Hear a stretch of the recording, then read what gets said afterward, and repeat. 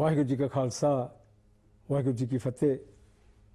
Sikh channel के प्यारे दर्शकों, सिख चैनल वालों आप जी का बहुत बहुत स्वागत है। सरदूर सिंह मालवा वालों आप जी जी आया। अज असीं प्रोग्राम कर लगे बड़ा भखदा मसला है पंजाब की इलैक्शन। और पंजाब की इलैक्शन बारे जो असीं सोचते हैं, मैं कई बार इत्थे जो MLA आउंदे उन्होंने नाल भी गलबात कीती है, करदे भी हैगे आ।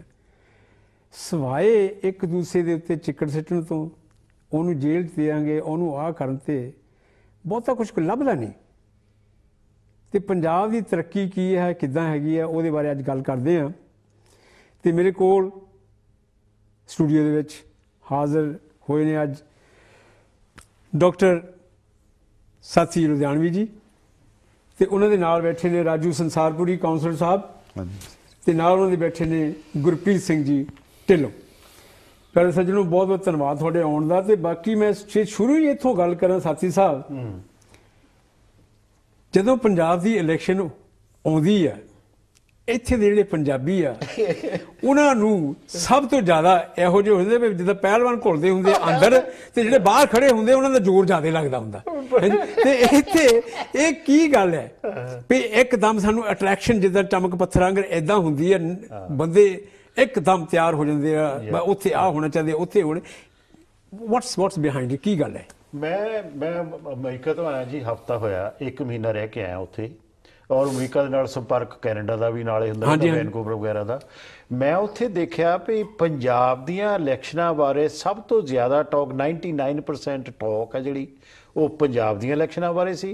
और डोनाल्ड ट्रंप प्रेजिडेंट इलैक्ट सी, 20 तरीक नूं उन्हें अपनी सौं चुकी है। Nobody was talking about Trump, nobody was talking about out going Obama. When I से नोबडी, मैं जनरलाइज नहीं करता, टॉक करने वाले भी सीगे उत्थे। एक इमोशनल गल हुंदी है, एक नोस्टैल्जिक गल हुंदी है। जिहड़े कैनेडा और अमेरिका च रहण वाले जिहड़े साडे हैगे ने पंजाबी, ਉਹ ਰੈਲੇਟਿਵਲੀ ਨਵੇਂ ਆਏ ਹੋਏ ਆ ਜੀ। ਉਹਨਾਂ ਦੀ ਦੂਜੀ ਵੱਧ ਤੋਂ ਵੱਧ ਤੀਜੀ ਪੀੜ੍ਹੀ ਆ, ਸਾਡੇ ਤਾਂ ਇੱਥੇ ਚੌਥੀ ਪੀੜ੍ਹੀ ਚੱਲ ਪਈ। ਹਾਂਜੀ ਹਾਂਜੀ। ਤਾਂ ਇਸੇ ਕਰਕੇ ਮੈਨੂੰ ਹੈਰਾਨੀ ਹੁੰਦੀ, ਜਿਵੇਂ ਤੁਸੀਂ ਖੁਦ ਕਿਹਾ ਵੀ ਇੰਗਲੈਂਡ ਦੇ ਵਿੱਚ ਇੰਨਾ ਮਤਲਬ ਪੰਜਾਬ ਦੀਆਂ ਇਲੈਕਸ਼ਨਾਂ ਬਾਰੇ ਚਰਚਾ ਕਰਨੀ ਜਿਹੜੀ ਉਹ ਠੀਕ ਹੈ ਜਾਂ ਗਲਤ ਹੈ, ਕਿਉਂਕਿ ਬਹੁਤ ਸਾਰੀ ਮੈਜੋਰਿਟੀ ਆਫ ਲੋਕਾਂ ਦੇ ਕੋਲ ਬ੍ਰਿਟਿਸ਼ ਪਾਸਪੋਰਟ ਹੈ। ਉਹਨਾਂ ਦੇ ਇੰਟਰਸਟ ਇੱਥੇ ਵੱਜੇ ਹੋਏ ਆ, ਉਹਨਾਂ ਦੇ ਬੱਚੇ ਇੱਥੇ ਪੜ੍ਹੇ ਲਿਖੇ ਆ, ਉਹਨਾਂ ਦੀ ਗਾਂ ਔਲਾਦ ਪੈਦਾ ਹੋ ਰਹੀ ਆ। ਪੰਜਾਬ ਦੇ ਨਾਲ ਉਹਨਾਂ ਦਾ एक्चुअली कोई ताल्लुक नहीं है सिवा इमोशनस तो। अच्छा, कुछ लोग कहेंगे जी शरारत कर जाते, क्योंकि इंडिया तो मैंने कई ईमेल आईयां और कई फोन फान भी आए साडे टैलीविजन स्टेशन पर भी। वो कहते भी इत्थों जिहड़े बाहरले लोग आउंदे इत्थे आके शरारत करते हैं। मैनूं नहीं पता भी शरारत करते हैं जां नहीं करते, उस पासे आपां ना जाइए। पर साडे विच जिहड़े जिस मुल्क तुसीं जद्दी मुल्क च रहिंदे इन्हां पहला इंटरस्ट होना चाहिए। जे असीं पंजाब दे विच इंटरस्ट लैने जिहड़ा सुभाविक भी है, क्योंकि आफ्टर ऑल तां असीं उत्थे जम्मे पले हाँ, तो उन्होंने उसारू सेध दिओ। जो डेमोक्रेटिक सिस्टम है, वर्ल्ड की oldest democracy as you know कि ब्रिटेन है, और लार्जेस्ट डेमोक्रेसी इज इंडिया। तो उस तो बाद तुसीं अमरीका की गल कर सकते हो, होर मुल्कों की गल कर सकते हैं। वो जी लार्जेस्ट डेमोक्रेसी आ, उन डेमोक्रेसी नूं बरकरार रखने वास्ते ये जरूरी आ कि असीं समझ तो लईए, उहदी पूरी तरह दे नाल एथिकली उन्होंने फॉलो करिए। ना कि जो तुसीं आपां पहलां गल्लां करदे सी भी गालां कढ़दे जे जिस तरह, वो शायद तुसीं किसी होर नूं सवाल पुछोगे। पर मैं ये कहना हैगा कि जिहड़े बाहरले पंजाबी हैगे आ ਉਹ ਇੱਥੋਂ ਚੰਗੇ ਖਿਆਲ ਉਹਨਾਂ ਤੱਕ ਪਹੁੰਚਾਉਣ। ਜਿਸ ਤਰ੍ਹਾਂ ਇੱਥੇ ਇਲੈਕਸ਼ਨਾਂ ਹੁੰਦੀਆਂ, ਦੇਖੋ ਜੀ Donald Trump is a very controversial figure. Absolutely. तुसीं ट्रांजिशन देखी होनी है, ओबामा ने ट्रांजिशन जदों कीती है उन्होंने ताकत दी है। किसी ने कोई वाहियात की है, किसी ने गालां कड्ढियां, नो। ट्रंप ने ओबामा की तारीफ की है जी, ट्रंप ने जिन्होंने हराया हिलरी क्लिंटन की तारीफ की है। इनू डेमोक्रेसी कहते हैं, असली डेमोक्रेसी है, असली डेमोक्रेसी है। तो ये ख्याल तुसीं उत्थे लैके जाओ, ना कि तुसीं वो देखी जो चुप करके जो जुत्तियां एक दूजे दे मारते ने जां गालां कढ़दे है, जिन्होंने इत्थे टैलीविजन उत्ते मतलब कहा भी नहीं जा सकता। तो उहो जी चीज़ नूं तुसीं स्टॉप करो, ये तुहाडी बिग कंट्रीब्यूशन होएगी। काउंसलर संसारपुरी साहब, मैं थोड़े जे गल करांगी, जिवें हुणे साथी हुणे गल कीती है, तो एक मेरा ख्याल सीनियर पॉलिटिशियन उत्थे ये भी कहा भी NRI आके जिहड़ा इत्थे रौला पाउंदे आ भी इन्हां नूं आउणा ही नहीं चाहिदा। ते किसी ने होर ने दूषण ये लाया भी बाहरों पैसे जिहड़े दे के इन्हां नूं इत्थे साडे कोल एक दूजे के खिलाफ लड़ाया जाता। ਤੇ ਉਹ ਮਤਲਬ ਜਿਹੜਾ ਚਿੱਕੜ ਮਤਲਬ ਬਾਹਰਲੇ ਤੇ ਸਿੱਟਣ ਦੀ ਕੋਸ਼ਿਸ਼ ਕਰਦੇ ਹੈਗੇ ਆ। ਹਾਲਾਂਕਿ ਜਿਹੜੇ ਬਾਹਰਲੇ ਆ ਉਹ ਚਾਹੁੰਦੇ ਆ ਵੀ ਸਾਡਾ ਪੰਜਾਬ ਖੁਸ਼ਹਾਲ ਹੋਵੇ, ਪੰਜਾਬ ਸਾਡਾ ਸੋਹਣਾ ਵਸੇ, ਉੱਥੇ ਸੋਹਣੀ ਗੌਰਮੈਂਟ ਆਵੇ, ਸੋਹਣੇ ਕੰਮ ਹੋਣ। ਤੁਸੀਂ ਇਹਦੇ ਬਾਰੇ ਕੀ ਕਹੋਗੇ? ਦੇਖੋ ਜਿੱਦਾਂ ਸਾਥੀ ਸਾਹਿਬ ਨੇ ਕਿਹਾ ਹੈ, ਜਿਹੜਾ ਉੱਥੇ ਹਿੱਸਾ ਲੈਣ ਦੀ ਗੱਲ ਹੈ ਨਾ ਜੀ, ਉਹਦੇ ਪਿੱਛੇ ਵੀ ਇੱਕ ਹੈ ਲਈ ਕਿ ਜਿਹੜਾ ਇੰਗਲੈਂਡ ਦਾ ਸਿਸਟਮ ਹੈ ਜਾਂ ਅਮਰੀਕਾ ਦਾ ਕੈਨੇਡਾ ਸਿਸਟਮ ਹੈ, ਉਹ ਜਿਹੜੇ ਸਾਡੇ ਜਿਹੜਾ ਰੋਜ਼ ਟੂ ਰੋਜ਼ ਵਾਹ ਪੈਂਦਾ ਨਾ ਜੀ, ਉਹ ਗੱਲਾਂ ਉਦਾਂ ਹੀ ਚੱਲਦੀਆਂ ਰਹਿੰਦੀਆਂ ਨੇ, ਚਾਹੇ ਸਰਕਾਰ ਕੋਈ ਵੀ ਆਵੇ। ਸਾਨੂੰ ਕੋਈ ਬਹੁਤ ਜ਼ਿਆਦਾ ਮੁਸ਼ਕਲਾਂ ਦਾ ਸਾਹਮਣਾ ਡੇ ਟੂ ਡੇ ਲਾਈਫ 'ਚ ਨਹੀਂ ਕਰਨਾ ਪੈਂਦਾ, ਪਾਲਿਸੀਜ਼ ਚੇਂਜ ਹੁੰਦੀਆਂ, ਉਹ ਮੰਨਦਾ। ਦੂਸਰੀ ਗੱਲ ਇਹ ਹੈ ਕਿ ਜੋ ਪੰਜਾਬ ਦੇ ਵਿੱਚ ਹੁੰਦਾ ਨਾ, ਉੱਥੇ ਸਾਡਾ ਡਾਇਰੈਕਟ ਅਸਰ ਇੱਥੇ ਕਿਸੇ ਨਾ ਕਿਸੇ ਤਰ੍ਹਾਂ ਪੈਂਦਾ ਹੀ ਹੈ। ਮੰਨ ਲਓ ਜੇ ਹੁਣ ਨਸ਼ੇ ਦੀ ਗੱਲ ਆਪਾਂ ਕਰਦੇ, ਸਾਡੀ ਕਮਿਊਨਿਟੀ 'ਚ ਨਸ਼ੇ ਦੀ ਪ੍ਰੋਬਲਮਸ ਹੈਗੀ ਹੈ, ਅਸੀਂ ਮੰਨਦੇ, ਉਹ ਜੇ ਉੱਥੇ ਹੈਗੀ ਤਾਂ ਇੱਥੇ ਵੀ ਹੈਗੀ ਹੈ, ਠੀਕ ਹੈ ਜੀ। ਉਹਦਾ ਸਾਡੇ ਕਿਸੇ ਨਾ ਕਿਸੇ ਸਾਈਕੋਲੋਜੀਕਲ ਕਹਿ ਲਓ ਜਾਂ ਭਾਵਨਾਤਮਕ ਦਾ ਕਿਸ ਤਰ੍ਹਾਂ ਅਸਰ ਪੈ ਜਾਂਦਾ, ਠੀਕ ਹੈ ਜੀ। ਜਿੱਥੋਂ ਤੱਕ ਸਵਾਲ ਇਹ ਹੈਗਾ ਕਿ ਜਿਹੜੇ NRI ਉੱਥੇ ਜਾ ਕੇ ਹਿੱਸਾ ਲੈਂਦੇ ਹੈਗੇ ਆ, ਉਹ ਪ੍ਰੋਬਲਮ ਇਹ ਗੱਲ ਹੈ ਕਿ ਅਸੀਂ ਹੁਣ ਇੱਕ ਪਾਰਟੀਕੂਲਰ ਪਾਰਟੀ ਦੀ ਆਪਾਂ ਜਿੱਦਾਂ ਆਪਾਂ ਪਹਿਲੇ ਕਰਦੇ, ਆਪਾਂ ਉਹਦੀ ਗੱਲ ਜ਼ਿਆਦਾ ਨਹੀਂ ਜ਼ੋਰ ਦੇਣਾ, ਪਰ ਮੈਂ ਇਹ ਕਹਿੰਦਾ ਕਿ ਉਹਨਾਂ ਨੂੰ ਮੈਂ ਉਹਦੇ ਹੱਕ 'ਚ ਹਿੱਸਾ ਲੈਣਾ ਚਾਹੀਦਾ ਜੀ ਜਾ ਕੇ। ਪਰ ਇਹ ਹੈ ਵੀ ਕਿ ਤੁਸੀਂ ਕੋਈ ਉੱਥੇ ਉਹ ਗਲਤ ਕੰਮ ਨਾ ਕਰੋ, ਕੋਈ ਕਾਨੂੰਨ ਨਾ ਤੋੜੋ, ਕਿਉਂਕਿ ਡੈਮੋਕ੍ਰੇਟਿਕ ਸਿਸਟਮ ਜਿੱਦਾਂ ਆਪਾਂ ਸਾਥੀ ਸਾਹਿਬ ਨੇ ਦੱਸਿਆ ਕਿ ਇੰਡੀਆ ਸਭ ਤੋਂ ਵੱਡੀ ਡੈਮੋਕ੍ਰੇਸੀ ਹੈ, ਅਸੀਂ ਡੈਮੋਕ੍ਰੇਟਿਕ ਸਿਸਟਮ ਦੇ ਵਿੱਚੋਂ ਆਏ ਹਾਂ, ਹਿੱਸਾ ਲੈਣ 'ਚ ਕੋਈ ਇਤਰਾਜ਼ ਨਹੀਂ ਗਾ, ਠੀਕ ਹੈ ਜੀ। ਔਰ ਉਹ ਵੀ ਬੰਦੇ ਹੁਣ ਤਾਂ ਰੌਲਾ ਪਾਉਂਦੇ ਆ ਕਿਉਂਕਿ ਸਾਰੀਆਂ ਪਾਰਟੀਆਂ ਦੇ ਸਪੋਰਟਰ ਗਏ ਆ, ਸ਼ਾਇਦ ਇਸ ਕਰਕੇ ਪਾਉਂਦੇ ਆ ਕਿ ਐਰਕੀ ਕੁਛ ਬੰਦੇ ਇੱਕ ਪਾਰਟੀਕੂਲਰ ਪਾਰਟੀ ਲਈ ਜ਼ਿਆਦਾ ਚੱਲ ਗਏ ਹੈਗੇ ਆ, ਇਸ ਕਰਕੇ ਉਹਨਾਂ ਨੂੰ ਤਕਲੀਫ ਹੋ ਰਹੀ ਹੈ। ਨਹੀਂ ਤਾਂ ਆਮ ਤੌਰ ਤੇ ਜਿਹੜੀਆਂ ਪਾਰਟੀਆਂ ਨੇ ਇਹ ਕਿਹਾ ਹੈਗਾ, ਜੇ ਆਪਾਂ ਨਾਂ ਵੀ ਲੈ ਲਈਏ, ਜੇ ਕਾਂਗਰਸ ਨੇ ਅਕਾਲੀ ਦਲ ਨੇ ਰਿਜੈਕਸ਼ਨ ਕੀਤਾ ਵੀ ਆ, ਉਹ ਬੰਦੇ ਤਾਂ 20 ਸਾਲ ਤੋਂ 25 ਸਾਲ ਤੋਂ 30 ਸਾਲ ਤੋਂ ਪਹਿਲਾਂ ਵੀ ਉਹਨਾਂ ਸਪੋਰਟ ਤੇ ਜਾਂਦੇ ਹੀ ਸੀ ਔਰ ਹੁਣ ਵੀ ਗਏ ਆ, ਔਰ ਖੁਦ ਉਹ ਆ ਕੇ ਇੱਥੇ ਇਨਵਾਈਟ ਕਰਕੇ ਗਏ ਆ ਸਾਨੂੰ। ਕੁਝ ਦਿਨ ਪਹਿਲਾਂ ਇਹਨਾਂ ਪਾਰਟੀਆਂ ਦੇ ਲੀਡਰ ਸਾਨੂੰ ਇਨਵਾਈਟ ਕਰਕੇ ਕਿ ਤੁਸੀਂ ਆਓ। ਹੁਣ ਪ੍ਰੋਬਲਮ ਇਹ ਪੈਦਾ ਹੋ ਗਈ ਕਿ ਇੱਕ ਪਾਰਟੀ ਆਉਂਦੇ ਹੀ ਆ ਉੱਥੋਂ, ਇੱਥੇ ਰੋਜ਼ ਤੇ ਤੁਰੇ ਰਹਿੰਦੇ। ਹਾਂਜੀ ਆਉਂਦੇ ਜੀ। ਹੁਣ ਪ੍ਰੋਬਲਮ ਇਹ ਪੈਦਾ ਕਿ ਜਦੋਂ ਇਹਨਾਂ ਨੂੰ ਮਹਿਸੂਸ ਹੋਇਆ ਕਿ ਇਹ ਬੰਦੇ ਸਾਡੀ ਸਪੋਰਟ 'ਚ ਨਹੀਂ ਆਏ, ਕਿਸੇ ਦੂਸਰੇ ਦੀ ਸਪੋਰਟ 'ਚ ਆ ਗਏ, ਤਾਂ ਉਹ ਫਿਰ ਉਹਨਾਂ ਤੇ ਰਿਐਕਸ਼ਨ ਕਰਦੇ ਜਿਹੜਾ ਕਿ ਗਲਤ ਹੈ। ਜੇ ਤੁਸੀਂ ਡੈਮੋਕ੍ਰੇਸੀ ਲਈ ਗਏ, ਹਰ ਇੱਕ ਨੂੰ ਰਾਈਟ ਹੈਗਾ ਕਿ ਉਹ ਕਿਸੇ ਵੀ ਪਾਰਟੀ ਜਾ ਕੇ ਸਪੋਰਟ ਕਰੇ, ਕਾਨੂੰਨ ਦੇ ਦਾਇਰੇ ਦੇ ਅੰਦਰ ਰਹਿ ਕੇ। Democracy is wonderful thing if it works for you. ਹਾਂਜੀ ਫਿਰ ਉਹ ਕਰਨ। ਗੁਰਪ੍ਰੀਤ ਜੀ ਗੱਲੋਂ ਅਸੀਂ ਇਹ ਗੱਲਾਂ ਕਰਦੇ ਹੈਗੇ ਕਿ ਥੋੜੀ ਜਿਹੀ ਉੱਥੇ ਦੀ ਹਾਲਾਤ ਵੱਲ ਵੀ ਜਾਂਦੇ ਹਾਂ।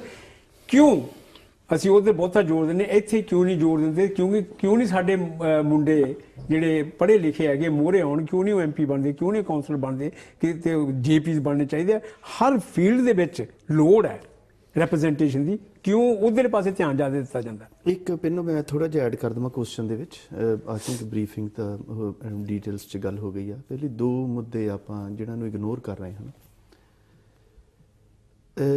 ਇੰਡੀਆ ਦੇ MP ਇੱਥੇ ਆਉਂਦੇ ਆ, ਸਭ ਨੂੰ ਪਤਾ ਆ, ਰਿਲੇਟਿਵਸ ਵੀ ਆ, ਇਸ ਵਾਈਸ ਵਰਸਾ।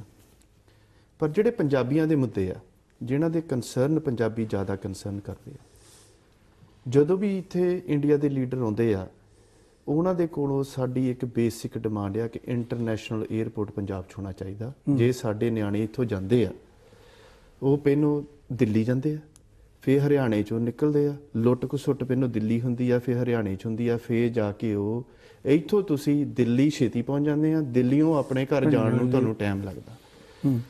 ਜਿਹੜੇ ਲੋਕੀ ਜਦੋਂ ਇੱਥੇ ਲੀਡਰ ਆਉਂਦੇ ਆ, ਜਦੋਂ ਸਿਆਣੇ ਲੋਕੀ ਉਹਨਾਂ ਨੂੰ ਇਹ ਕੁਐਸਚਨ ਕਰਦੇ ਆ, ਜਿਹੜੇ ਉਹਨਾਂ ਦਾ ਕੋੜਮਾ ਹੁੰਦਾ ਜਾਂ ਉਹਨਾਂ ਦੀਆਂ ਪਾਰਟੀਆਂ ਦੇ ਹੁੰਦੇ, ਉਹ ਗੁਰਦੁਆਰਿਆਂ 'ਚ ਵੀ ਬੈਠੇ ਆ, ਇੱਥੇ ਵੀ ਪੋਲੀਟੀਕਲ ਸਿਸਟਮਾਂ 'ਚ ਬੈਠੇ ਆ, ਉਹ ਉਹਨਾਂ ਨੂੰ ਕੁਐਸਚਨ ਨਹੀਂ ਕਰਨ ਦਿੰਦੇ। ਉਹ ਜਿਹੜੇ ਬੰਦੇ ਉਹਨਾਂ ਨੂੰ ਇਹ ਜੈਨੂਇਨ ਕੁਐਸਚਨ ਕਰਦੇ ਆ, ਉਹਨਾਂ ਨੂੰ ਨਿਊਜ਼ਪੇਪਰਾਂ ਦੇ ਵਿੱਚ ਕਿਹਾ ਜਾਂਦਾ ਕਿ ਇਹ ਲੋਕੀ ਰੌਲਾ ਪਾਉਂਦੇ ਆ। ਰੌਲਾ ਨਹੀਂ ਪਾਉਂਦੇ, ਉਹ ਆਪਣਾ ਦਰਦ ਦੱਸਦੇ ਆ। ਉਹਨਾਂ ਨੂੰ ਤੁਸੀਂ ਅੱਜ ਤੋਂ ਲੈ ਕੇ ਮੈਂ ਤੁਹਾਨੂੰ ਪੂਰੀ ਪੇਪਰਾਂ ਦੀ ਕਟਿੰਗ ਦਿਖਾ ਸਕਦਾ। ਜੈਨੂਇਨ ਕੰਸਰਨਾਂ ਨੂੰ ਮੀਡੀਆ ਦੇ ਵਿੱਚ ਪੈਸੇ ਦੇ ਕੇ ਜਿਹੜੇ ਸਹੀ ਬੰਦੇ ਹੁੰਦੇ ਉਹਨਾਂ ਨੂੰ ਗਲਤ ਪੇਸ਼ ਕੀਤਾ ਜਾਂਦਾ, ਜਿਹੜੇ ਗਲਤ ਹੁੰਦੇ ਉਹਨਾਂ ਨੂੰ ਸਹੀ ਪੇਸ਼ ਕੀਤਾ ਜਾਂਦਾ। ਇਹ ਆਪਣੀ ਤਰਾਸ਼ਗੀ ਆ, ਇਹਨੂੰ ਆਪਾਂ ਇਗਨੋਰ ਨਾ ਕਰੀਏ। ਹੁਣ ਇੰਡੀਆ ਦੇ ਵਿੱਚ ਜਿਹੜਾ ਮੀਡੀਆ ਆ, ਜੇ ਕੋਈ ਕਹਿੰਦਾ ਜੀ ਮੀਡੀਆ ਇੰਡੀਪੈਂਡੈਂਟ ਆ, ਮੈਂ ਉਹਨੂੰ ਬੇਵਕੂਫ ਕਹੂੰਗਾ। ਕਿਉਂ ਕਹੂੰਗਾ? ਕਿਉਂਕਿ ਰਿਪੋਰਟਾਂ ਆ ਕਿ ਪਿਛਲੇ ਪਾਸੇ ਉਹਨਾਂ ਚੈਨਲਾਂ ਨੂੰ ਕਰਨ ਵਾਲੀਆਂ ਪੋਲੀਟੀਕਲ ਜਮਾਤ ਪਾਰਟੀਆਂ ਜਾਂ ਧਾਰਮਿਕ ਪਾਰਟੀਆਂ ਦੇ ਆਪਣੇ ਏਜੰਡੇ ਆ ਤੇ ਪੋਲੀਟੀਕਲ ਪਾਰਟੀਆਂ ਦੇ ਆਪਣੇ ਏਜੰਡੇ। ਹੁਣ ਪੰਜਾਬ ਦੇ ਵਿੱਚ ਜਿਹੜੇ ਲੋਕੀ ਆਪਾਂ ਕਹਿੰਦੇ ਕਿ ਆਪਣਾ ਉੱਥੇ ਕੰਸਰਨ ਕਿਉਂ ਆ, ਆਪਾਂ ਇਹਨੂੰ ਜਿੰਨਾ ਮਰਜ਼ੀ ਪਰਖੋਲੇ ਕਰ ਲਈਏ ਕਿ ਸਾਡਾ ਪੰਜਾਬ 'ਚ ਕੋਈ ਕੰਸਰਨ ਨਹੀਂ, ਕਿਉਂਕਿ ਆਪਣੀਆਂ ਫੈਮਲੀਆਂ ਨੇ ਉੱਥੇ ਜਾਣਾ। ਆਪਾਂ ਉੱਥੇ ਜਦੋਂ ਸਾਡੀ ਫੈਮਿਲੀ ਜਾਂਦੇ ਆ, ਸਭ ਤੋਂ ਪਹਿਲਾਂ ਸਾਨੂੰ ਉਹਨਾਂ ਦੀ ਸੇਫਟੀ ਦਾ ਕੰਸਰਨ ਹੁੰਦਾ, ਚਾਹੇ ਕੋਈ ਮੰਨੇ ਤੇ ਚਾਹੇ ਨਾ ਮੰਨੇ। ਹੁਣ ਉੱਥੇ ਜਿਹੜਾ ਪੰਜਾਬ ਦਾ ਮਾਹੌਲ ਇਦਾਂ ਦਾ ਕ੍ਰੀਏਟ ਹੋ ਗਿਆ, ਉੱਥੇ ਦੀ ਜਿਹੜੀ ਆਮ ਜਮਾਤ ਆ ਉਹ ਸੁਰੱਖਿਅਤ ਨਹੀਂ। ਉਹ ਸੁਰੱਖਿਅਤ ਕਿਉਂ ਨਹੀਂ? ਕੀ ਉੱਥੇ ਪੁਲਿਸ ਹੈ ਨਹੀਂ? ਇੱਥੇ ਪੋਲੀਟੀਕਲ ਪਾਰਟੀਆਂ 'ਚ ਹੁੱਲੜਬਾਜੀ ਕਿਉਂ ਨਹੀਂ ਹੁੰਦੀ? ਚਾਹੇ ਜਿਹੜੀ ਮਰਜ਼ੀ ਪਾਰਟੀ ਦਾ ਹੋਵੇ, ਪੁਲਿਸ ਇੰਡੀਪੈਂਡੈਂਟ ਆ, ਉਹਨੂੰ ਸਜ਼ਾ ਹੁੰਦੀ ਆ, ਕੋਈ ਛੁਡਾ ਨਹੀਂ ਸਕਦਾ। ਪੰਜਾਬ ਦੇ ਵਿੱਚ ਰੂਲਿੰਗ ਪਾਰਟੀ ਦਾ ਬੰਦਾ ਮਰਡਰ ਕਰ ਦੇਵੇ, ਇੰਡੀਆ ਦੇ ਵਿੱਚ ਕਿੰਨੇ MP ਆ ਜੀ ਜਿਨ੍ਹਾਂ ਨੇ ਮਰਡਰ ਤੇ ਰੇਪਿਸ ਦੇ ਚਾਰਜ ਆ? ਇਹ ਡੈਮੋਕ੍ਰੇਸੀ ਨਹੀਂ, ਮੈਂ ਇਹਨਾਂ ਸਹਿਮਤ ਨਹੀਂ। ਜੇ ਕਿਸੇ MP ਦੇ ਉੱਤੇ ਮਰਡਰ, ਰੇਪ, ਕਿਡਨੈਪਿੰਗ ਦੇ ਚਾਰजेस ਹੋਣ ਤੇ ਉਹ MP ਹੋਵੇ ਤੇ ਮੈਜੋਰਿਟੀ ਹੋਵੇ, ਇਹ ਡੈਮੋਕ੍ਰੇਸੀ ਨਹੀਂ। ਇਹ ਡਿਫਰੈਂਟ ਗੱਲ ਆ, ਠੀਕ ਆ। ਇੰਡੀਆ ਦੇ ਵਿੱਚ ਵੋਟਾਂ ਪੈਸੇ ਦੇ ਜ਼ੋਰ ਨਾਲ ਪੈਂਦੀਆਂ। ਇਲੈਕਸ਼ਨ ਕਮਿਸ਼ਨ ਇਸ ਵੇਲੇ ਪੰਜਾਬ 'ਚ ਬੈਠਾ, ਕੋਈ ਬੱਚਾ ਕਿਸੇ ਦੇ ਝਰੀਟ ਵੀ ਨਹੀਂ ਮਾਰ ਸਕਦਾ। ਸਰਕਾਰ ਹੈ ਨਹੀਂ, ਜਦੋਂ ਇਲੈਕਸ਼ਨ ਹੁੰਦੀ ਸਰਕਾਰ ਆਪਣਾ ਰੋਲ ਡਿਸਮੈਂਟਲ ਕਰ ਦਿੰਦੀ ਹੈ। ਇਹਦਾ ਮਤਲਬ ਪੰਜਾਬ ਦੇ ਵਿੱਚ ਜਾਂ ਇੰਡੀਆ ਦੇ ਵਿੱਚ ਜਿੰਨੀਆਂ ਪ੍ਰੋਬਲਮਾਂ ਆ, ਹੁਣ ਵਿਵਸਥਾ ਕੰਮ ਕਰ ਰਹੀ ਆ, ਪੁਲਿਸ ਕੰਮ ਕਰ ਰਹੀ, ਇਲੈਕਸ਼ਨ ਕਮਿਸ਼ਨ ਕੰਮ ਕਰ ਰਿਹਾ, ਐਡਮਿਨਿਸਟ੍ਰੇਟਰ ਕੰਮ ਕਰ ਰਹੇ, ਪੋਲੀਟੀਕਲ ਬੰਦੇ ਨਹੀਂ ਕਰ ਰਹੇ। ਪੰਜਾਬ ਦੇ ਵਿੱਚ ਤੁਸੀਂ ਕਿਸੇ ਬੱਚੇ ਨੂੰ ਹੱਥ ਲਾ ਕੇ ਦਿਖਾ ਦਿਓ। ਇਹਦਾ ਮਤਲਬ ਕਿ ਪੋਲੀਟੀਕਲ ਪਾਰਟੀਆਂ ਵਾਲੇ ਗੁੰਡੇ ਨੇ, ਸਭ ਤੋਂ ਵੱਡੇ ਗੁੰਡੇ ਪੋਲੀਟੀਕਲ ਪਾਰਟੀਆਂ ਵਾਲੇ ਨੇ। ਗੁਰਵੀਰ ਜੀ ਸਿੰਘ ਜੀ, ਮੈਂ ਮੁੜ ਕੇ ਥੋੜੀ ਇਸ ਪਾਸੇ ਬਹੁਤ ਤੁਸੀਂ ਇਸ਼ੂ ਰੇਜ਼ ਕੀਤੇ ਜਿਹੜੇ ਮਤਲਬ ਹੋਣੇ ਵੀ ਚਾਹੀਦੇ ਆ। ਸਾਥੀ ਜੀ, ਜਦੋਂ ਅਸੀਂ ਪੰਜਾਬ ਦੀ ਇਲੈਕਸ਼ਨ ਦੀ ਗੱਲ ਕਰਦੇ ਹੈਗੇ ਆ, ਔਰ ਬਹੁਤ ਪੁਆਇੰਟ ਗੁਰਪ੍ਰੀਤ ਨੇ ਬਹੁਤ ਵਧੀਆ ਕਿਹਾ ਹੈਗਾ ਵੀ ਜਿਹੜਾ ਵੀ ਕੈਂਡੀਡੇਟ ਹੈ, ਇੱਥੇ ਮੈਂ ਕੰਪੈਰੀਜ਼ਨ ਪਤਾ ਮੇਰੇ ਤੋਂ ਆਦਤ ਹੀ ਬਣ ਗਈ ਹੈ, ਕੰਪੈਰੀਜ਼ਨ ਕਰਨਾ ਹੀ ਪੈਂਦਾ ਹੈਗਾ। ਨਹੀਂ ਕਰਨਾ ਪੈਂਦਾ ਜੇ ਜਦੋਂ ਇੱਥੇ ਕੈਂਡੀਡੇਟ ਕੋਈ ਬਣਦਾ, ਉਹਦੀ ਕੋਈ ਕੁਆਲੀਫਿਕੇਸ਼ਨ, ਕੋਈ ਵਕੀਲ ਜਾਂ ਬੜਾ ਨਹੀਂ, ਉਹ ਦੇਖਾ ਵੀ ਕੈਪੇਬਿਲਿਟੀ ਦੇਖੀ ਜਾਂਦੀ ਹੈ। ਉਹ ਥਰੂ ਪ੍ਰੋਸੈਸ ਜਾਂਦਾ ਵੀ ਇਹ ਕੈਂਡੀਡੇਟ ਕਿੱਦਾਂ ਬਣਨਾ। ਉੱਥੇ ਹੈਗਾ ਵੀ ਜੇ ਤਾਂ ਉਹ ਉੱਪਰੋਂ ਦੇਤਾ ਵੀ ਕਿੰਨੇ ਕਰੋੜ ਗਿਆ ਤਾਂ ਉਹ ਬਣ ਗਿਆ, ਚਾਹੇ ਉਹਨੂੰ ਇਲ ਕੁੱਕੜ ਆਉਂਦਾ ਚਾਹੇ ਨਹੀਂ ਆਉਂਦਾ, ਤੇ ਉਹ ਗਾਹਾਂ ਵਿਕਾਸ ਕਰ ਸਕਦਾ ਜਾਂ ਉਹ ਕੋਈ ਅੱਛੇ ਕੰਮ ਕਰ ਸਕਦਾ ਕਿ ਨਹੀਂ ਕਰ ਸਕਦਾ। ਪਰ ਇਹ ਚੀਜ਼ਾਂ ਤੋਂ ਲੈਣ ਤੋਂ ਬਾਅਦ ਵੀ ਵੀ ਉਹ ਸਾਰੀ ਦੁਨੀਆ ਇੰਨੀ ਬਣੀ ਜਾਂਦੀ ਹੈ ਵੀ ਅੱਜ ਤੱਕ ਆਜ਼ਾਦੀ ਤੋਂ ਬਾਅਦ ਇਹ ਕਿਉਂ ਹਾਲੇ ਤੱਕ ਇਦਾਂ ਹੀ ਇਹ ਜਿਹੜੀ ਮੈਂ ਪਹਿਲਾਂ ਗੱਲ ਕਹੀ ਸੀ ਨਾ, ਜਮਹੂਰੀਅਤ, ਮਿਸਯੂਜ਼ ਆਫ ਜਮਹੂਰੀਅਤ, ਉਹਦੀ ਜਮਹੂਰੀਅਤ ਨੂੰ ਫੋਲੋ ਨਾ ਕਰਨ ਦੇ ਸਿੱਟੇ ਇਹ ਹੈਗੇ ਆ। ਦੇਖੋ ਨਾ, ਜਿਹੜਾ ਇੱਥੇ ਅਸੀਂ ਤੁਸੀਂ ਦੇਖੋ ਇਹ ਕਾਉਂਸਲਰ ਹੈ, ਤੁਸੀਂ JP ਰਹਿ ਚੁੱਕੇ ਹੋ ਔਰ ਤੁਸੀਂ ਪਹਿਲੇ ਕਾਉਂਸਲਰ ਵੀ ਰਹਿ ਚੁੱਕੇ ਆ, ਤੁਸੀਂ ਉਸ ਪ੍ਰੋਸੈਸ ਦੇ ਵਿੱਚੋਂ ਗੁਜ਼ਰੇ ਆ। ਮੈਂ ਐਜ਼ ਏ ਜਰਨਲਿਸਟ, ਮੈਂ ਵਾਬਸਤਾ ਹੈਗਾ ਇਹਨਾਂ ਸਾਰੀ ਪੋਲੀਟਿਕਸ ਦੇ ਨਾਲ। ਮੈਂ ਦਿਨ ਬ ਦਿਨ ਦੇਖਦਾ ਵੀ ਕਿੱਦਾਂ ਕੈਂਡੀਡੇਟ ਚੁਣੇ ਜਾਂਦੇ ਆ। ਜਿੱਦਾਂ ਹੁਣ ਲੇਬਰ ਪਾਰਟੀ ਆ, ਲੇਬਰ ਪਾਰਟੀ ਦਾ ਜਿਹੜਾ ਕ੍ਰਾਈਟੇਰੀਆ ਕੈਂਡੀਡੇਟ ਚੁਣਨ ਦਾ ਇਹ ਆ ਕਿ ਮੀਟਿੰਗ ਹੁੰਦੀ ਆ, ਉਹਦੇ ਵਿੱਚ ਜੀ ਤੁਸੀਂ ਮਤਲਬ ਜਿਹੜਾ ਬੈਸਟ ਕੈਂਡੀਡੇਟ ਉਹਨੂੰ ਚੁਣਿਆ ਜਾਂਦਾ, ਚਾਹੇ ਉਹਦੇ ਵਿੱਚ ਵੀ ਫਲॉज ਹੋਣਗੇ, ਕਿਉਂਕਿ ਅਸੀਂ ਲੋਕਾਂ ਨੇ ਜਿੱਥੇ ਜਾਣਾ ਉੱਥੇ ਮਾੜੀ ਮੋਟੀ ਕਰਨੀ ਆ। ਆਪਣੇ ਪਿੰਡਾਂ ਦੇ ਬੰਦੇ ਉਹਨਾਂ ਨੂੰ ਮੈਂਬਰ ਬਣਾ ਲਓ, ਫਿਰ ਉਹ ਖੜੇ ਹੋ ਗਏ, ਇਹ ਇੱਥੇ ਕੰਮ ਹੁੰਦਾ ਜੀ ਹੁੰਦਾ। ਲੇਕਿਨ ਇਹ ਉਸ ਐਕਸਟੈਂਟ ਤੱਕ ਨਹੀਂ ਹੁੰਦਾ ਜਿਸ ਐਕਸਟੈਂਟ ਤੱਕ ਪੰਜਾਬ 'ਚ ਹੁੰਦਾ।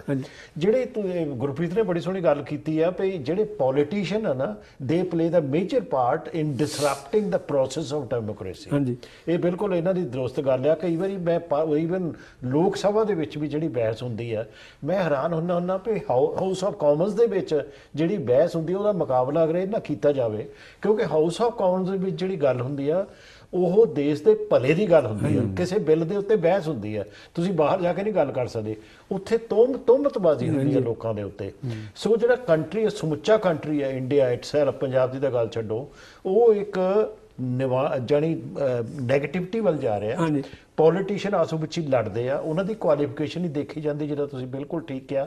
ਹੁਣ ਇੱਕ ਪੋਲੀਟੀਸ਼ੀਅਨ ਹੈਗਾ, ਉਹ ਉਪ ਮੁੱਖ ਮੰਤਰੀ ਹੈ, ਉਹ 9ਵੀਂ ਤੱਕ ਪੜ੍ਹਿਆ ਹੋਇਆ ਹੈ ਜੀ, ਤੇ ਅਗਰ ਤੁਸੀਂ ਜਿਹੜਾ ਬੰਦਾ ਕਾਬਿਲ ਹੀ ਨਹੀਂ ਹੈ, ਕੈਪੇਬਲ ਨਹੀਂ ਹੈ ਲੋਕਾਂ ਦੀ ਸੇਵਾ ਕਰਨ ਦੇ, ਉਹਨੂੰ ਤੁਸੀਂ ਅਗਰ ਤੁਸੀਂ ਮੂਹਰੇ ਲਿਆਓਗੇ ਕਦੇ। ਹੁਣ ਪੰਜਾਬ ਦੇ ਵੀ ਦੇਖੋ ਸਮੱਸਿਆ, ਮੈਂ ਕੱਲ੍ਹ ਇੱਕ ਡਾਕੂਮੈਂਟਰੀ ਫਿਲਮ ਦੇਖ ਰਿਹਾ ਸੀ ਕਿ ਪੰਜਾਬ ਵਿੱਚ ਪਾਣੀ ਦੀ ਸਮੱਸਿਆ ਆ, ਤੇ ਪਾਣੀ ਜਿਹੜੀ ਲੁਧਿਆਣੇ ਵਰਗਾ ਜਿਹੜਾ ਸ਼ਹਿਰ ਹੈ ਜਿੱਥੋਂ ਮੈਂ ਆ, ਉਹ ਲੁਧਿਆਣੇ ਦੇ ਵਿੱਚ ਜਦੋਂ ਤੁਸੀਂ ਨਲਕਾ ਚਲਾਉਂਦੇ ਹੋ ਨਾ, ਉਹ 'ਚੋਂ ਰੰਗਦਾਰ ਪਾਣੀ ਨਿਕਲਦਾ।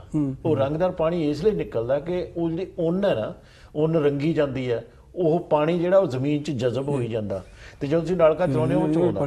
ਜਾਣੀ ਜੋ ਪੋਲਿਊਸ਼ਨ ਹੈ, ਜਿਹੜੀ ਪਾਣੀ ਦੀ ਪੋਲਿਊਸ਼ਨ, ਆਵਾਜ਼ ਦੀ ਪੋਲਿਊਸ਼ਨ, ਹਰ ਕਿਸਮ ਦੀ ਪੋਲਿਊਸ਼ਨ, ਉਹੀ এনवायरमेंट, ਉਹਦਾ ਅਸੀਂ ਕੋਈ ਖਿਆਲ ਨਹੀਂ ਕਰਦੇ। ਕੈਂਡੀਡੇਟ ਜਿਹੜੇ ਹੋਣੇ ਚਾਹੀਦੇ ਆ, ਮੈਂ ਉਸ ਪੁਆਇੰਟ ਵੱਲ ਤੁਹਾਡੇ ਵੱਲ ਆਉਣਾ ਜਿਹੜਾ ਤੁਸੀਂ ਬੜੀ ਬਹੁਤ ਵਧੀਆ ਗੱਲ ਕੀਤੀ ਆ ਕਿ ਕੈਂਡੀਡੇਟ ਨੂੰ ਚੰਗੀ ਤਰ੍ਹਾਂ ਨਾਲ ਵੈਟ ਕਰਕੇ, BEWT ਉਹਨੂੰ ਵੈਟ ਕਰਕੇ ਤੁਸੀਂ ਅੱਗੇ ਲਿਆਓ ਪਿਆ ਕਾਬਲ ਹੈ ਜਾਂ ਨਹੀਂ। ਇਹ ਕੰਮ ਉੱਥੇ ਮੇਰਾ ਖਿਆਲ ਨਹੀਂ ਵੀ ਸਾਡੇ ਲਾਈਫ ਟਾਈਮ ਵਿੱਚ ਹੋਵੇ, ਕਿਉਂਕਿ ਉੱਥੇ ਕੁਨਬਾ ਪਰਵਰੀ ਵੀ ਆ। ਜੇ ਹੁਣ ਇੱਕ ਮੈਂਬਰ ਆਫ ਪਾਰਲੀਮੈਂਟ ਹੈਗਾ, ਉਹ ਚਾਹੁੰਦਾ ਹੋਵੇਗਾ ਕੱਲ ਨੂੰ ਸਾਡਾ ਮੁੰਡਾ ਵੀ ਹੋਵੇ। ਇੱਥੇ ਵੀ ਕਈ ਮੈਂ ਕਾਉਂਸਲਰ ਦੇਖੇ ਆ, ਜੇ ਇੱਕ ਕਾਉਂਸਲਰ ਬਣ ਗਿਆ ਉਹ ਕਹਿੰਦਾ ਮੇਰੇ ਭਰਾ ਨੂੰ ਖੜੇ ਕਰੋ, ਮੇਰੇ ਪੁੱਤ ਨੂੰ। ਦਿਸ ਕਾਈਂਡ ਆਫ ਡੈਨਿਸਟੀ ਟਾਈਪ ਜਿਹੜੀ ਕਹਾਣੀ ਜਿਹੜੀ ਹੈ ਨਾ, ਮੇਰੇ ਖਿਆਲ ਤੇ ਉਹ ਖਤਮ ਹੋ ਜਾਣੀ ਚਾਹੀਦੀ, ਪਰ ਹੁਣ ਉਹ ਵੱਧ ਰਹੀ ਹੈਗੀ ਆ। ਪਰ ਮੈਂ ਇੱਕ ਪੁਆਇੰਟ ਆਪਣੇ ਕਾਉਂਸਲਰ ਸਾਹਿਬ ਹੋਣ ਤੋਂ ਇੱਕ ਪੁਆਇੰਟ ਮੈਂ ਹੋਰ ਗੱਲ ਕਰ, ਜਿੰਨੀਆਂ ਕਿ ਸਪੀਚਾਂ ਸੋ ਫਾਰ ਮੈਂ ਹੁਣ ਸੁਣੀਆਂ ਹੈਗੀਆਂ, ਹਰ ਇੱਕ ਨੇ ਇਹ ਕਿਹਾ ਵੀ ਪਹਿਲੇ, ਮੈਂ ਜਦ ਸਵਾਲ ਇੱਕ ਦੋ ਨੇ ਪੁੱਛੇ ਵੀ ਹੈਗੇ ਵੀ ਪਹਿਲੇ 100 ਦਿਨ 'ਚ ਕੀ ਕਰੋਗੇ, ਉਹ ਕਹਿੰਦੇ ਜੀ ਨਸ਼ਾ ਮੁਕਤ ਕਰਕੇ ਫਲਾਣੇ ਨੂੰ ਸਿੱਧਾ ਪਹਿਲਾਂ ਜੇਲ੍ਹ 'ਚ ਭੇਜਾਂਗੇ।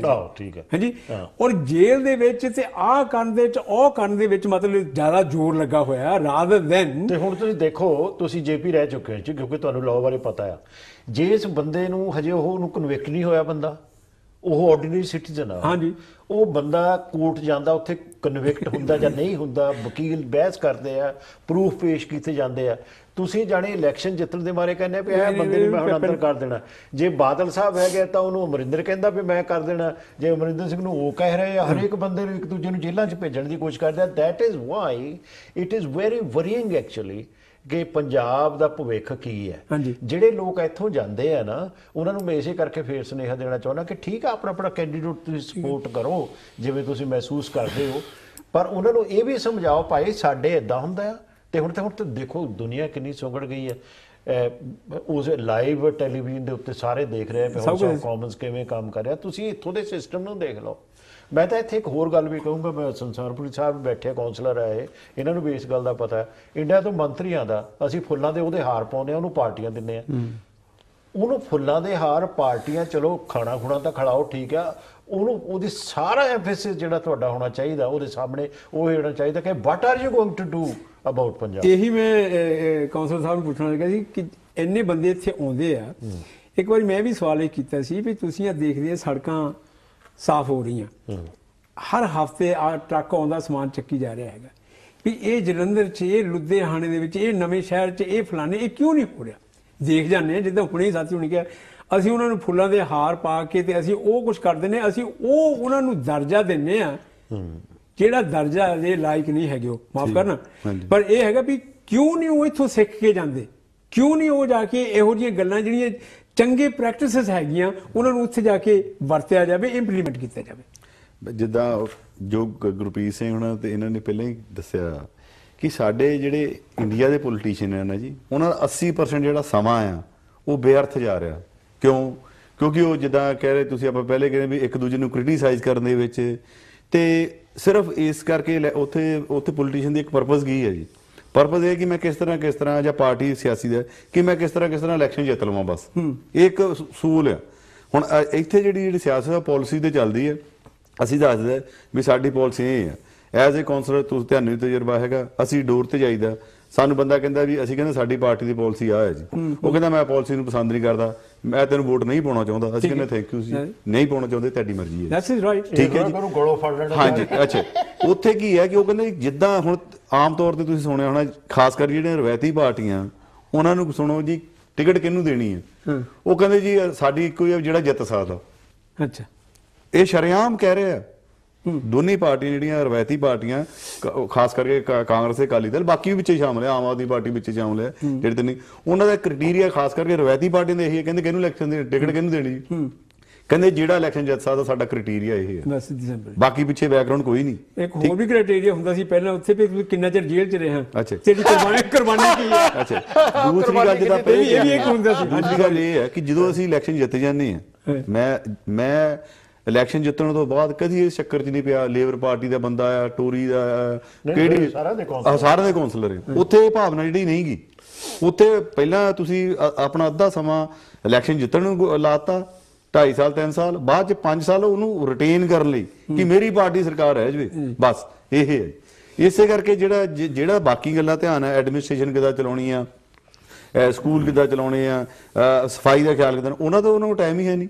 ਦੂਸਰੀ ਗੱਲ ਮੈਂ ਇੱਕ ਇਹ ਵੀ ਸੁਜੈਸਟ ਕਰਨਾ ਚਾਹੂੰਗਾ ਕਿ ਜਿੱਦਾਂ ਹੁਣ ਪ੍ਰਧਾਨ ਮੰਤਰੀ ਹੈ ਜਾਂ ਦੇਸ਼ ਦਾ ਸਟੇਟ ਦਾ ਮੁੱਖ ਮੰਤਰੀ ਆ, ਉਹਨੂੰ ਇਹ ਜਿਹੜੀਆਂ ਗੱਲਾਂ ਪ੍ਰਚਾਰ ਵਾਲੀਆਂ ਆ ਉਹ ਆਪਣੀ ਪਾਰਟੀ ਤੇ ਛੱਡ ਦੇਣੀਆਂ ਚਾਹੀਦੀਆਂ। ਉਹਨੂੰ ਦੇਸ਼ ਦੀ ਐਡਮਿਨਿਸਟ੍ਰੇਸ਼ਨ ਵੱਲ ਜ਼ਿਆਦਾ ਧਿਆਨ ਦੇਣਾ ਚਾਹੀਦਾ, ਸੁਧਾਰ ਕਿੱਦਾਂ ਕਰਨਾ। ਬਿਲਕੁਲ ਠੀਕ ਹੈ, ਉਹ ਕਰਨ।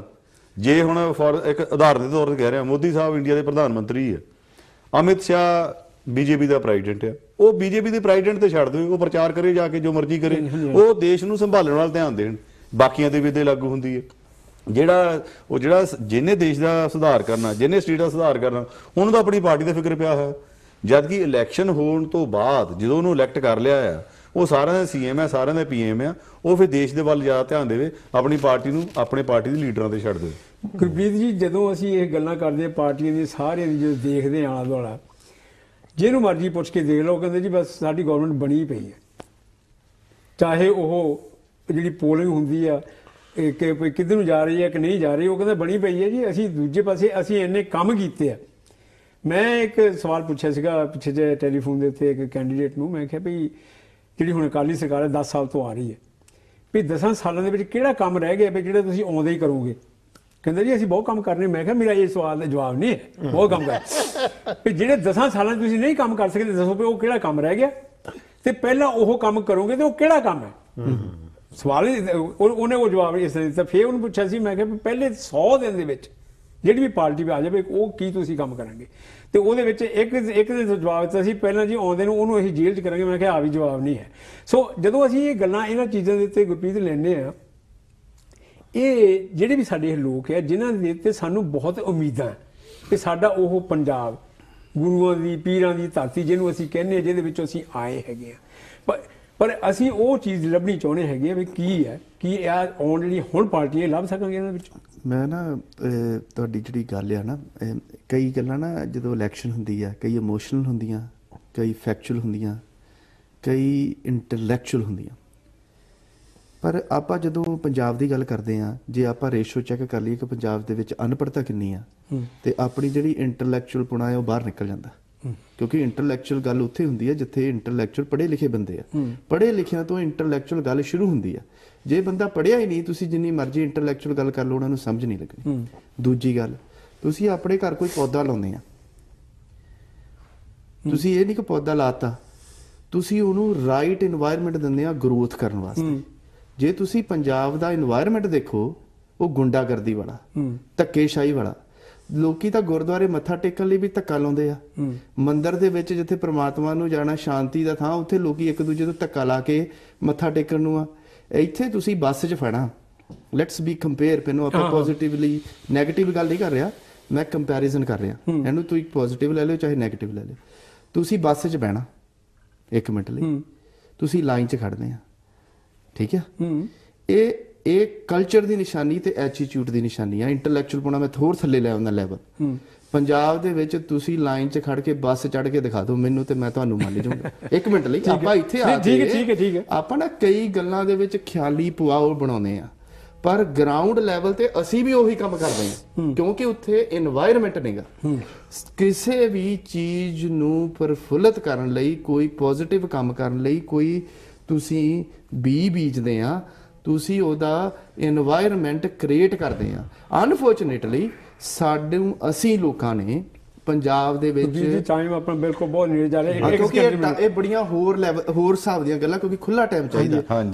ਆਪਾਂ ਸਿਰਫ ਇਲੈਕਸ਼ਨ ਦੇ ਦਾਇਰੇ 'ਚ ਰਹੀਏ, ਕਿਉਂਕਿ ਕਈ ਕੁਐਸਚਨ ਇਦਾਂ ਦੇ ਨੇ ਉਹਨਾਂ ਦੇ ਵਿੱਚ ਸਾਨੂੰ ਸਮਝਣ ਦੀ ਲੋੜ ਆ, ਠੀਕ ਹੈ ਨਾ, ਪਰ ਨਾ ਅਸੀਂ ਕਿਸੇ ਨੂੰ ਸਮਝਾਉਣ ਦੀ ਲੋੜ ਆ। ਸੋ ਇਹ ਗੱਲਾਂ ਦੇ ਵਿੱਚ ਆਈ ਥਿੰਕ ਜਿਹੜੀ ਇਸ ਵੇਲੇ ਪੰਜਾਬ 'ਚ ਇਲੈਕਸ਼ਨ ਹੋ ਰਹੀ ਆ, ਮੈਂ ਬਹੁਤ ਖੁਸ਼ ਹਾਂ। ਕਿਉਂਕਿ ਜੇ 2 ਬੰਦੇ ਰੇਸ 'ਚ ਦੌੜਦੇ ਆ, ਸਾਨੂੰ ਪਤਾ ਇੱਕ ਨੇ ਜਿੱਤਣਾ ਤੇ ਇੱਕ ਨੇ ਹਾਰਨਾ। ਜੇ 3 ਦੌੜਦੇ ਆ, ਯੂ ਕ੍ਰੀਏਟ ਅ ਕੰਪੀਟੀਸ਼ਨ। ਜੇ 4 ਦੌੜਦੇ ਆ, ਡੈਮੋਕ੍ਰੇਸੀ ਲਈ ਜਿੰਨੀਆਂ ਪਾਰਟੀਆਂ ਆਉਣਗੀਆਂ, ਜਿੰਨੇ ਕੈਂਡੀਡੇਟ ਆਉਣਗੇ, ਉਨਾ ਹੀ ਪੰਜਾਬ ਦਾ ਤੇ ਇੰਡੀਆ ਦਾ ਸੁਧਾਰ ਹੋਏਗਾ। ਇਹ ਗੱਲ ਤਾਂ ਪੱਕੀ ਆ। ਬਹੁਤ ਧੰਨਵਾਦ। ਲਾਸਟ ਸੈਕਿੰਡ ਜੀ ਵਿੱਚ ਦੇਖੋ, ਮਾਨਸਿਕਤਾ ਜਿਹੜੀ ਇਹਨਾਂ ਨੇ ਗੱਲ ਕੀਤੀ ਹੈ ਨਾ, ਮਾਨਸਿਕਤਾ ਜਿੰਨਾ ਚਿਰ ਚੇਂਜ ਨਹੀਂ ਨਾ ਹੁੰਦੀ ਉੱਥੇ, ਉਹਨਾਂ ਚਿਰ 'ਚ ਉੱਥੇ ਕੁਝ ਨਹੀਂ ਹੋ ਸਕਦਾ। ਲੋਕਾਂ ਦੀ ਜਿਹੜੀ ਮਾਨਸਿਕਤਾ ਉਹ ਚੇਂਜ ਹੋਵੇ, ਜਿੱਦਾਂ ਇਹਨੇ ਕਿਹਾ ਵੀ ਲਾਈਨ ਵਿੱਚ ਲੱਗਣਾ ਐਂਡ ਐਵਰੀਥਿੰਗ, ਇਹ ਜਿਹੜੀਆਂ ਡੀਸੈਂਟ ਚੀਜ਼ਾਂ ਲਾਈਫ ਦੀਆਂ ਉਹ ਸਿੱਖਣ ਦੀ ਲੋੜ ਹੈ। ਫਿਰ ਆਪਣੇ ਆਪ ਹੀ ਜਿਹੜੀਆਂ ਇਲੈਕਸ਼ਨਾਂ ਵੀ ਫੇਅਰ ਹੋਣਗੀਆਂ, ਜਿਹੜਾ ਕਰਪਸ਼ਨ ਹੈ ਉਹਨੂੰ ਸਟਾਪ ਕਰਨ ਦੀ ਲੋੜ ਹੈ, ਔਰ ਜਿਹੜੀ ਮਾਨਸਿਕਤਾ ਉਹਨੂੰ ਬਦਲਣ ਦੀ ਲੋੜ ਹੈ ਵਧੀਆ ਪਾਸੇ ਵੱਲ। ਕੌਂਸਲ ਜੀ ਲਾਸਟ 15 ਸੈਕਿੰਡ। ਹਾਂਜੀ, ਮੈਂ ਇਹ ਕਹਿਣਾ ਚਾਹੁੰਦਾ ਜਿੰਨੇ ਵੀ ਆਪਣੇ ਉੱਥੇ ਇਲੈਕਸ਼ਨ ਵਾਸਤੇ, ਖਾਸ ਕਰਕੇ ਪਹਿਲਾਂ ਐਨਆਰਆਈ ਵੀਰਾਂ ਨੂੰ ਜਿਹੜੇ ਗਏ ਆ, ਤੁਸੀਂ ਕਿਸੇ ਵੀ ਪਾਰਟੀ ਦੀ ਪ੍ਰਚਾਰ ਕਰੋ, ਪਰ ਆਪਣੀ ਸੇਫਟੀ ਲਈ ਤੇ ਆਪਣੇ ਕਿਸੇ ਦਾ ਕਾਨੂੰਨੀ ਪਚੜੇ 'ਚ ਨਾ ਪਾਓ ਕਿ ਤੁਹਾਨੂੰ ਪ੍ਰੋਬਲਮ ਕ੍ਰੀਏਟ ਹੋ ਜੇ। ਬਾਕੀ ਲੋਕਾਂ ਨੂੰ ਇਹ ਅਪੀਲ ਹੈ ਕਿ ਤੁਸੀਂ ਲੰਬੇ ਸਮੇਂ ਦੀ ਰੇਸ ਸੋਚ ਕੇ ਵੋਟ ਪਾਓ, ਨਾ ਕਿ ਕਿਸੇ ਸ਼ਰਾਬ ਦੇ ਲਾਲਚ ਜਾਂ ਕਿਸੇ ਇਮੀਡੀਏਟ ਲਾਲਚ 'ਚ ਵੋਟ ਨਾ ਪਾਓ। ਉਹ ਵੋਟ ਪੇ ਪਾਓ ਕਿ ਇਹ ਅਸੀਂ ਉਸ ਪਾਰਟੀ ਨੂੰ ਵੋਟਾਂ ਪਾਈ ਜਿਹੜੇ ਪੰਜਾਬ ਦੇ 15-20 ਸਾਲਾਂ 'ਚ ਸੁਧਾਰ ਕਰ ਸਕੇ। ਮੈਂ ਬਹੁਤ ਸਮਾਂ ਸਮਾਪਤ ਹੈ ਕਿਉਂਕਿ ਇਹ ਗੱਲ ਨਹੀਂ ਕਰ ਸਕਦੇ। ਸੋ ਪਿਆਰੇ ਦਰਸ਼ਕੋ, ਗੱਲ ਬੜੀ ਚੱਲਦੀ ਰਹਿਣੀ ਹੈ। ਬਹੁਤ ਬਹੁਤ ਧੰਨਵਾਦ। ਪ੍ਰੋਗਰਾਮ ਦੀ ਇੱਥੇ ਸਮਾਪਤੀ। ਗਲਤੀ ਮਾਫ। ਵਿਦਾਇਗੀ ਦੀ ਫਤਿਹ ਬੁਲਾਓ। ਵਾਹਿਗੁਰੂ ਜੀ ਕਾ ਖਾਲਸਾ, ਵਾਹਿਗੁਰੂ ਜੀ ਕੀ ਫਤਿਹ।